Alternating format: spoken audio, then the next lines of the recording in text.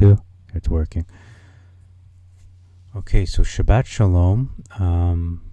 Today is July the 8th now. It's actually past midnight. But in any case, it is Shabbat. It is 2023. I am here in Montreal. So I am recording in advance. Just so you know, I didn't record this like a month ago. This is pretty live, okay? It's as live as it can be. So today, I'm going to revisit my Fruit of the Spirit series. Now, don't tune out yet. No, don't tune out. This is going to be a lot. It's going to be a different beast. I don't mean it's going to be... not saying it's worse or better. Okay, actually it is a lot better. But it is... I'm just going to stick to the script. So let's just stick to the script. So this is the first one. First time around, it did not start with the order was given in Galatians 5. I actually did my own kind of ordering. And so today we're going to stick to the original order. And number 1, as you all know, is love. And that's the last time I'm going to use that word, the L word. I'm going to actually use the Greek word, agape. So we're not going to get into any Hebrew today, I don't think. So we're going to read that in 1 Corinthians 13, the best definition of what agape is. And it's really expanded upon here and brought to life. So let's just read that. It's actually verses... we want to focus on verse 4. Okay, beginning at verse 4. So, agape, it says charity here, but actually it's agape in the Greek. Agape suffers long and is kind. Agape envies not. Agape vaunts not itself. It's not prideful. It's not puffed up. Does not behave itself unseemly. Seeks not her own. It's not selfish. Is not easily provoked. So that relates to long-suffering, Eric Aff. Thinks no evil. Rejoices not in sin. So it's righteous. Okay. Rejoices in the truth. So rejoicing, you can see joy in there too. Bears all things, believes all things, hopes all things, endures all things. Again, those are all related to long-suffering faith. Agape never fails, but whether they be prophecies, they shall fail, and etc. So we end at verse 8 for the purpose of this message. So point 1, I'm going to open with point 1 here. Agape is the cornerstone to everything important in our walk with God, in our discipleship with Jesus Christ. Agape is the foundation of all the Torah, of all the prophets, all the writings. Because the first 2 commandments, it says, love God and love your neighbor. Not only is agape the foundation of the Torah, it is also the foundation of the fruit of the Spirit and even the Beatitudes themselves. So I'm going to read the Beatitudes now. Just the first few, not the whole thing. So Matthew 5, verses 3 to 5. Blessed are the poor in spirit, for theirs is the kingdom of heaven. Blessed are they that mourn, for they shall be comforted. Verse 5, blessed are the meek, for they shall inherit the earth. So those are the first 3 of the Beatitudes. I believe these are a parallel to Psalm 51, verse 17. Psalm 51, verse 17 goes like this. A sacrifice to God is, you know what, I'm not going to go by memory. I'm just going to look it up. It is a broken spirit,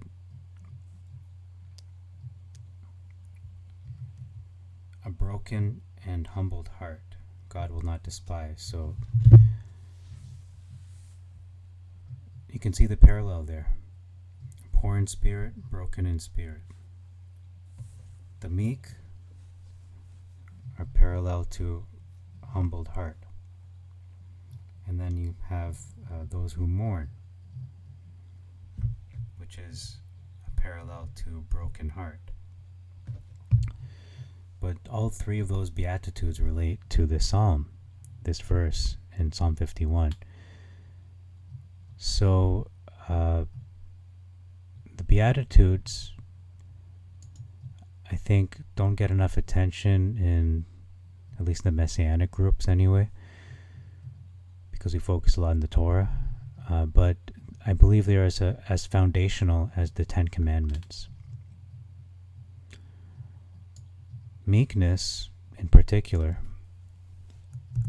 or humility, is an essential part of Agape. It's also one of the fruit of the Spirit.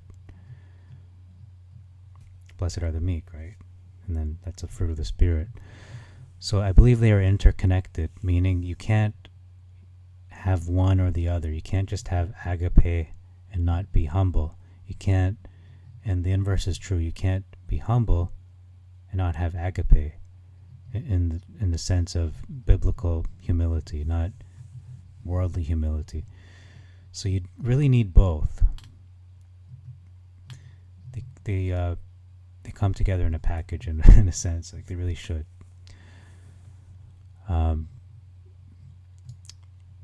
So the first of the Ten Commandments, just going to move some text around here, is you shall have no other gods before me.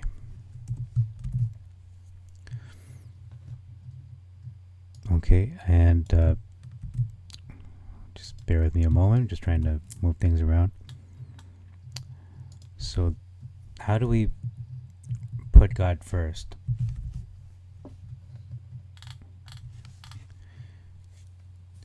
We can only put God first if we are humble. We can't put God first if we are prideful. It's kind of obvious, but anyway, a broken and humbled heart helps us to be in the right attitude, to have the right attitude, to keep the first and greatest, the most important law in the Torah.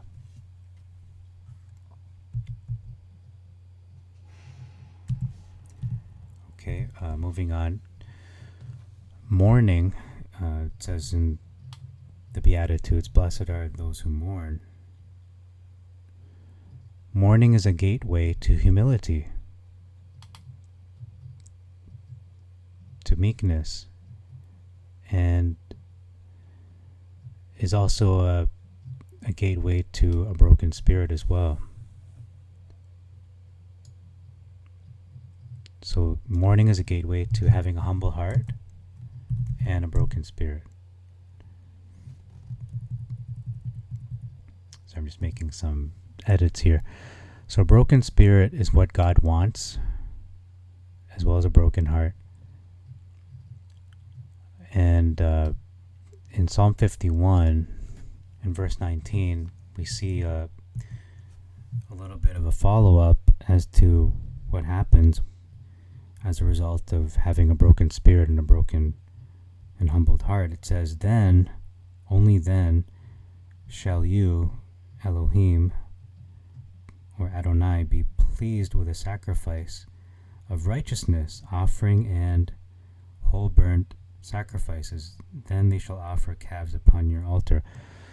So he will not be pleased with any of our outward actions in regards to him if we do not have the right heart first, if we are not humbled in our heart and humbled in spirit. So broken spirit, broken, humbled heart. Whatever we do will not be pleasing. But if we are humble, if we do have a broken spirit, only then will the acts we do, which are Sabbath keeping, keeping the feast, not eating unclean meats and eating clean meats, doing righteous acts, and even anciently, in the ancient times, they would give sacrifice, offering.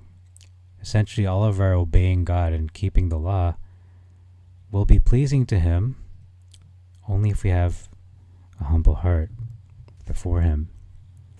We walk in humility before Him. So notice these actions, whether it's Sabbath keeping or whatever you want to insert, any law abiding, abiding by the Torah, they're not pleasing just by themselves, but they're only pleasing when we have the right heart first, which is humble, broken heart.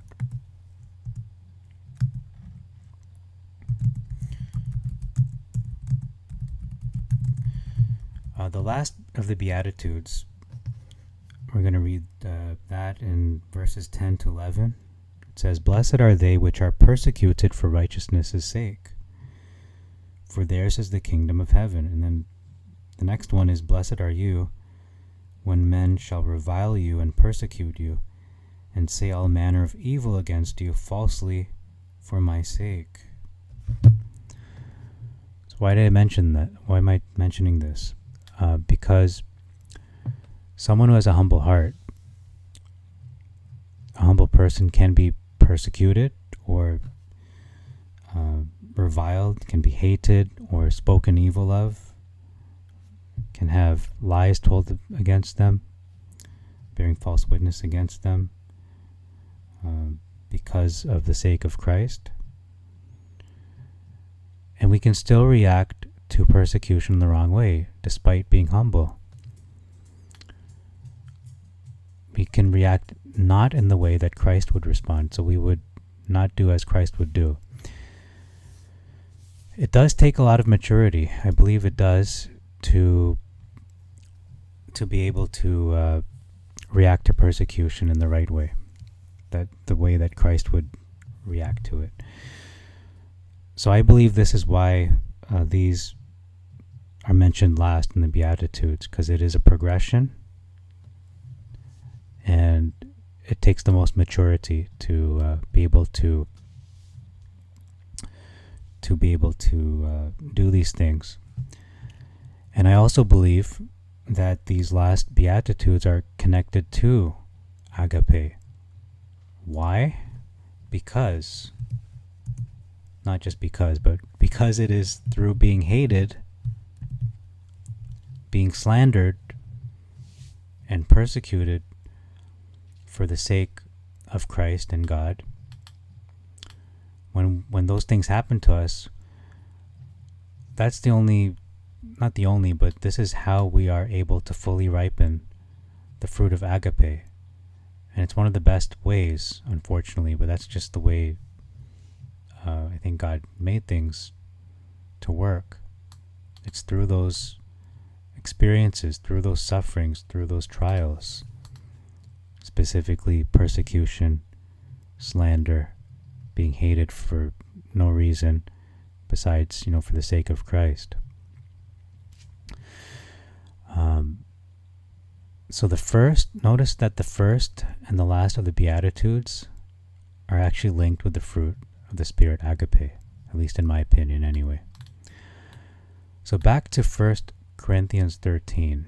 So we see that literally all the elements of the fruit of the Spirit are mentioned in the love chapter, so to speak, which brings me back to my original point that Agape is the foundation of our walk, and Agape is the seed, so to speak, upon which the rest of the fruit of the Spirit sprout out of. They branch out of love, out of Agape. Also, the Apostle Paul says that Agape is the greatest of the three when he says Agape, love, faith, and hope. But he's not pitting them against each other. He's not saying, okay, Agape is greater and these ones aren't as big. He's saying that it's like when Christ said the two greatest more important commandments in all the Torah is to love God and to love your neighbor. So he's not putting them against them. He's not saying agape is, better to have than faith and hope.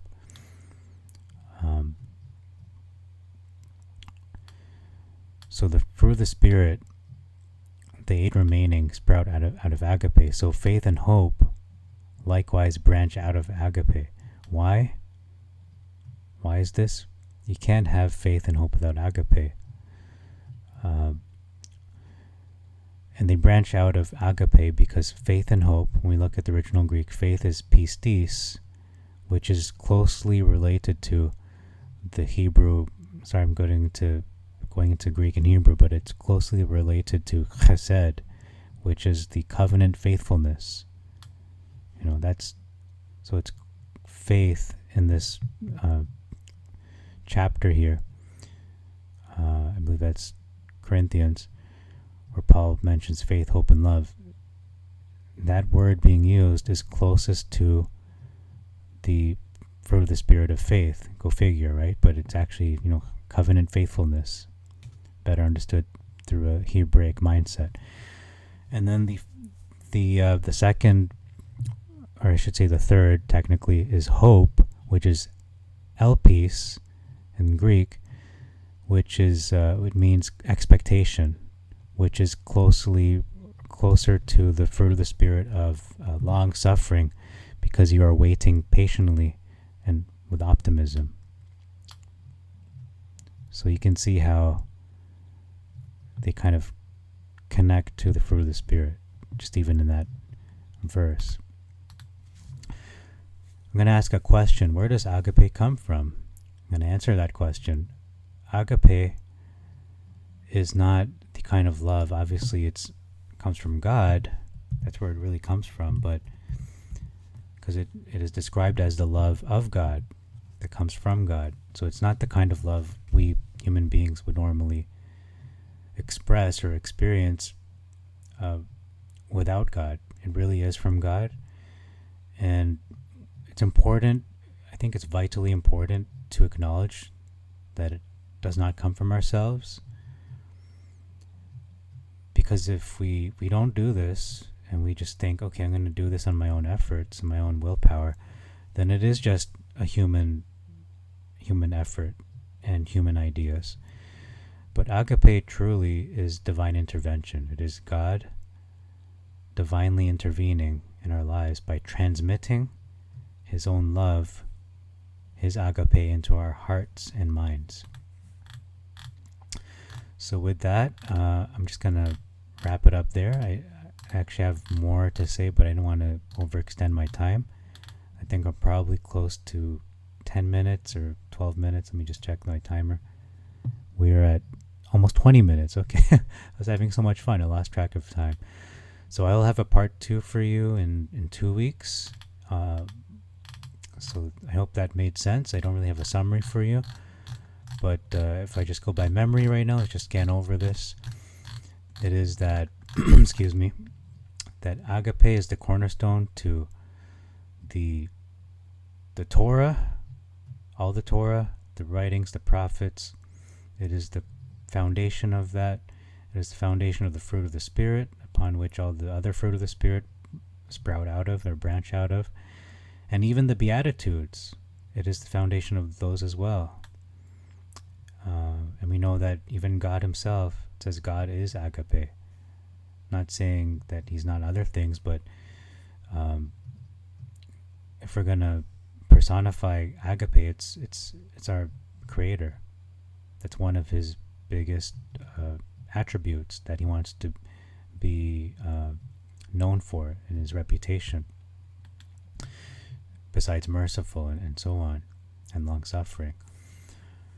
So that's one point to it, and so maybe the second point, if we're going to come up with numbers, number 2 would be that the Beatitudes find a parallel to Psalm 51, verse 17, talking about the sacrifice to God, which is a broken spirit, a broken and humbled heart, are parallel to the first 3 Beatitudes, which are meekness,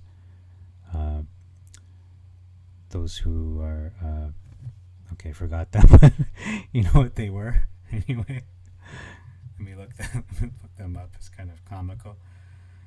Those who mourn, yeah, poor in spirit, mourn, and meek. So there's a parallel there with the Beatitudes. And